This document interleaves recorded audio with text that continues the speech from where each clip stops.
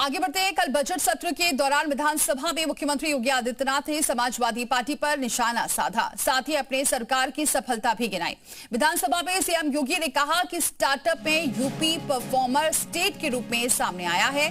CM योगी ने कहा कि प्रदेश में इस समय 20,000 से ज्यादा स्टार्टअप हैं। उन्होंने कहा कि समाजवादी पार्टी को इससे कुछ लेना देना नहीं था, क्योंकि इसका स्टार्टअप कल्चर तो कट्टा और बम बनाना था।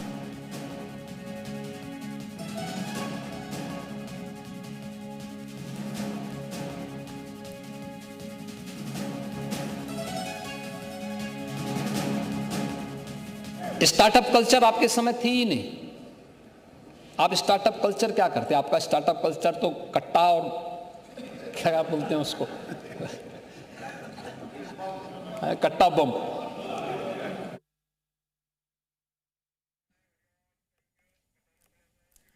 तो सुना आपने कि सीएम योगी ने क्या कुछ कहा है कि स्टार्टअप की अगर बात करें तो ये सरकार लगातार कार्य कर रही है और इसी वजह से 20,000 से ज्यादा जो स्टार्टअप हैं वो देखने को मिल रहे हैं। कल विधानसभा में सीएम योगी ने कैसे विपक्ष की बोलती बंद कर दी है, इस रिपोर्ट में देखिए।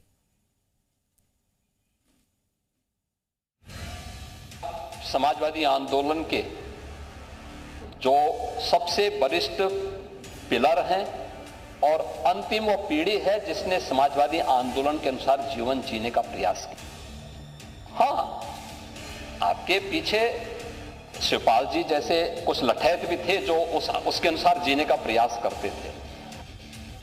आप लोगों का नजरिया जाति का हो सकता, आप लोग जाति के आधार पर सोचते हैं और इसलिए हम लोग उस पे नहीं करते। हम लोगों का यह मानना है कि शासन की सुविधा को प्राप्त करने का अधिकार हर व्यक्ति का होना चाहिए, हर नागरिक का होना चाहिए। दलितों की बात कर रहे थे, पिछड़ों की बात कर रहे थे कि हम समाजवादी करते थे, लेकिन आप लोग भूल गए कि 4 बार समाजवादी पार्टी की सरकार थी और हर वर्ष 1200 से 1500 मौत अनुसूचित जाति, अति पिछड़ी जाति, अल्पसंख्यक समुदाय और गरीबों के बच्चों की होती थी।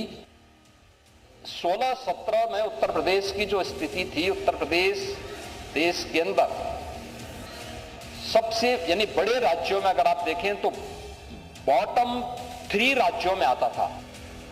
बॉटम 3 से टॉप 3 राज्यों में उत्तर प्रदेश को पहुंचाने का काम इसी डबल इंजन सरकार ने किया है। टॉप 3 राज्यों में 17 के पहले ये संभावनाएं थी,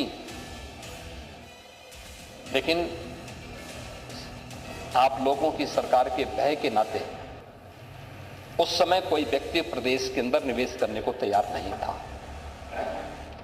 एमएसएमई यूनिट की हालत बहुत खराब थी। ऐसा नहीं कि ये हमने बनाए हो, ऐसा नहीं, हम लोगों ने तो प्रोत्साहन दिया उनको।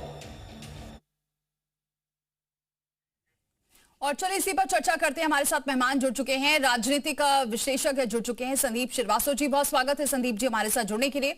सपा प्रवक्ता हमारे साथ जुड़ चुके हैं, धर्मेंद्र सिंह जी। बहुत स्वागत है धर्मेंद्र जी आपका भी हमारे साथ जुड़ने के लिए। और बीजेपी नेता हमारे साथ जुड़ चुके हैं, रत्नेश मिश्र जी। बहुत स्वागत है रत्नेश जी आपका भी हमारे साथ जुड़ने के लिए। सबसे पहले सपा प्रवक्ता का रुख करते हुए धर्मेंद्र जी कैसे देख रहे हैं, क्योंकि सरकार की उपलब्धियां गिनाई हैं सीएम योगी ने और कहा भी है कि स्टार्टअप किस तरह से लगातार आगे बढ़ रहा है। टॉप 3 राज्यों में अब उत्तर प्रदेश आ चुका है और सपा की सरकार में क्या था वो भी आपने सुना होगा।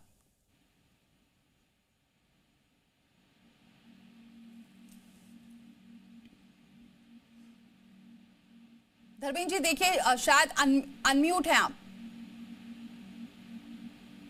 हाँ नमस्कार, आवाज जा रही है? जी जी बिल्कुल आ रही है।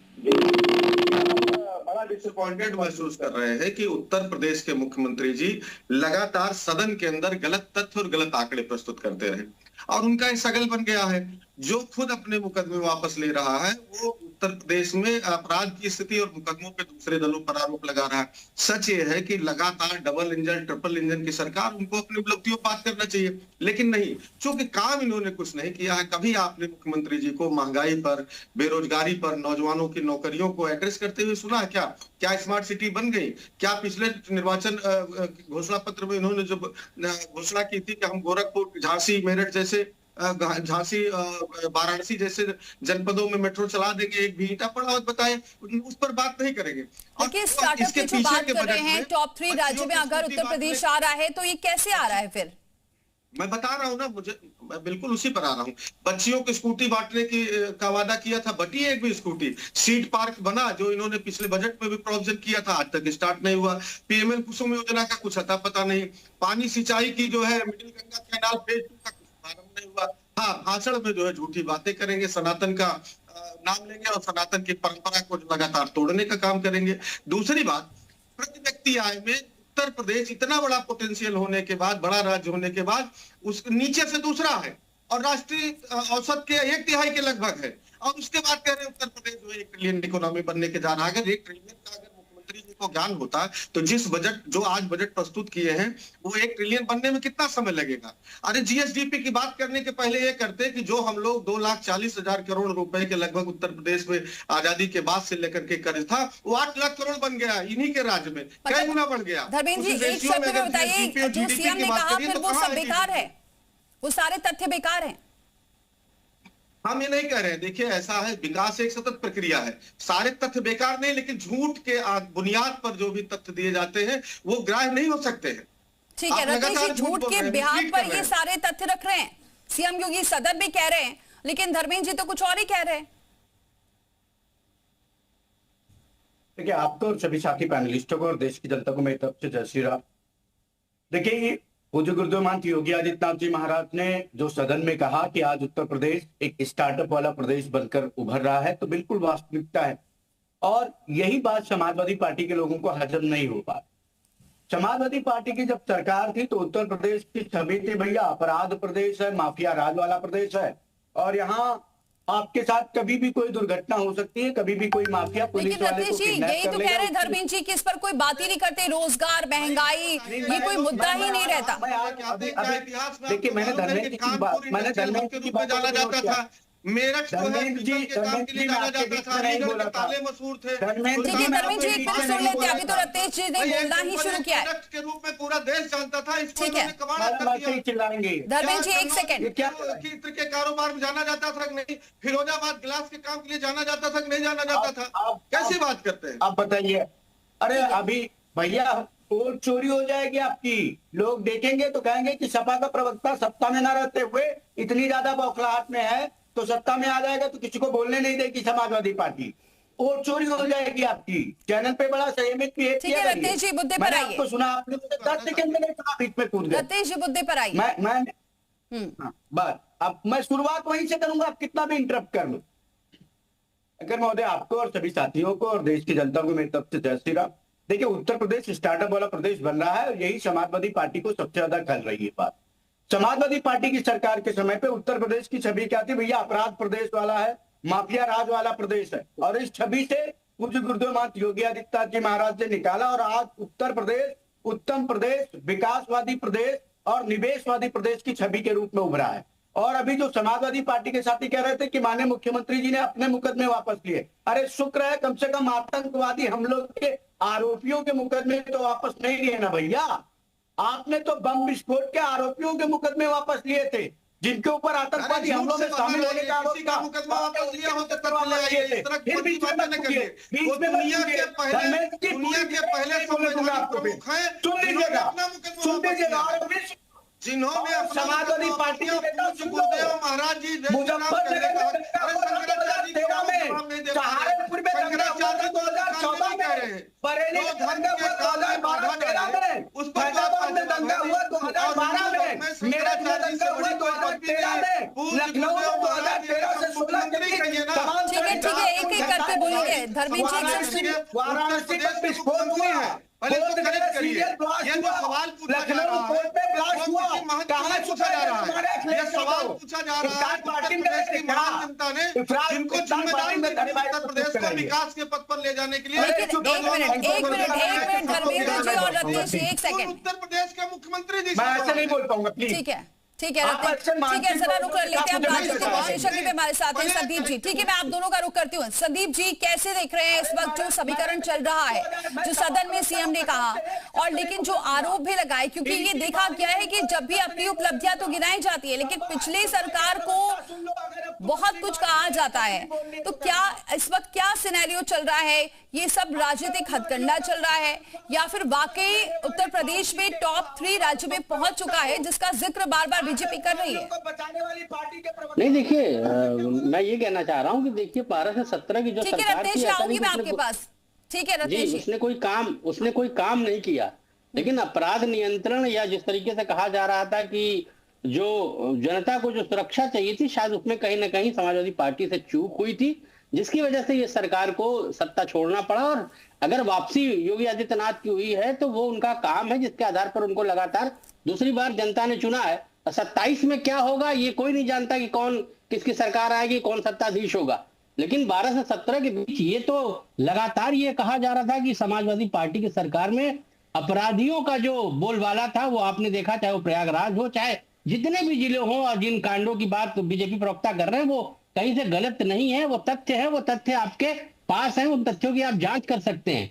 तो अगर इस तरीके से आप सरकार चलाएंगे तो सरकार में आपको आने में दिक्कत होगी। अगर योगी आदित्यनाथ जी कह रहे हैं कि 20,000 स्टार्टअप उन्होंने शुरू किए, उनके सरकार में ये काम हुए हैं, तो ऐसा नहीं कि समाजवादी पार्टी ने कोई काम नहीं किया था, काम जरूर किया था समाजवादी पार्टी ने उत्तर प्रदेश और खासकर लखनऊ में जिन कामों की बात कही जा रही, वो काम ऐसे नहीं कि झुटलाए जा सकते हैं, लेकिन ओवरऑल जो लॉ एंड ऑर्डर की स्थिति थी उसमें कहीं ना कहीं समाजवादी पार्टी को फेल्योर झेलना पड़ा था, जिसकी वजह से सरकार सत्ता से गई। और वो लॉ एंड ऑर्डर पे ही मुख्यमंत्री योगी आदित्यनाथ को इस यहाँ की जो जनता है, महान जनता है, उसने चुना था कि ये आएंगे तो लॉ एंड ऑर्डर का जो स्टेटमेंट है वो लगातार कायम रहेगा, और वो मुझे लगता है कि शायद हो रहा है। ठीक है कुछ संदीप जी, घटनाएं बात देखिए अच्छी किसी की कही आपने, सरकार में ठीक भी है। हो सकती है। धर्मेंद्र जी, ये तो आप मानेंगे ना कि लॉ एंड ऑर्डर अच्छा हुआ। रत्नेश जी, आऊंगी मैं आपके पास, जरा इनसे सवाल ले लेती हूँ। मेरा कुछ समय दे दीजिए मुझे।